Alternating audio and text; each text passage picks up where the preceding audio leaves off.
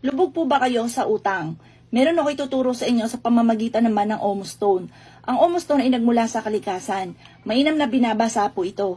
Pwede nyo rin siyang ilagay sa isang mangkok. Pagtapos, basa-basain nyo po siya at mag-wish ka. Kumuha po kayo ng isang malinis na papel at ang gagawin nyo po, isulat nyo po dito kung kani-kanino kami mga pagkakautang at sabihin nyo po yung makakabayad ka kagad sa inyong mga pagkakautang. Ito po mga bossing ko ay Tiger's Eye. Ang gagawin po ninyo, yan po, nabebend po yan. Yan po ay kawad. Ibeben nyo po yung inyo pong papel na inikot.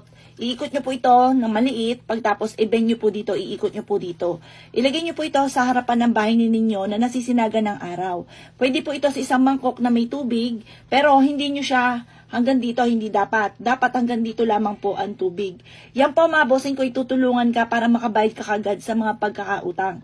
Or kaya may mga numero po kayo mga bossing ko na alaga, pwede rin po yun. Tapos i-wish po dito kung ano man ang gusto nyo maganap. Alam nyo na po, ibig ko pong sabihin.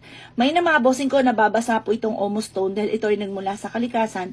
Ang dulot niyan ay napakaswerte. 150 pesos lamang po ito. Basta kapag ikaw ay may hangarin, may mga wishes ka ng buong pamilya na gusto nyo kayo maging matagumpay, mag-e-exam yung anak ninyo, nag-a-apply ng trabaho, pwede nyo po siyang ipulupot po yung papel po nyo, yung wishing paper po ninyo, kahit ordinaryong papel lamang po yan, i-wish nyo kung anong nais ninyo, tapos i-bend nyo po ito, ipulupot nyo po siya. Asahan nyo po yan, kung ano man ang wishes po ninyo, inyo iyang makakamtan. Sariling gawa, sariling disenyo mga boss. Basta lagi nyo tatandaan, kailangan nababasa nyo po ang Omo. Kasi nagmula po yan sa kalikasan para mabilis nyo makamtan ang ninanais ninyo. Ang kulay gold ay sumisimbolo ng kasaganahan. Tiger's Eye na natural stone na nag-a-attract ng swerte. 150 pesos lamang po ito mga bossing. Sarili ko po itong gawa, sarili kong disenyo. Abel nyo na po ito mga boss. Pwede rin naman po na ibukan nyo po ito, pero mas okay din po dito. Pero pwede rin naman po dito, halimbawa naman, may toxic sa buhay po ninyo. Anuhan nyo po siya ng bato. Ito po yung Omo. Pailaman-liman nyo po siya para kayo maging matagumpay sa inyong dalawa.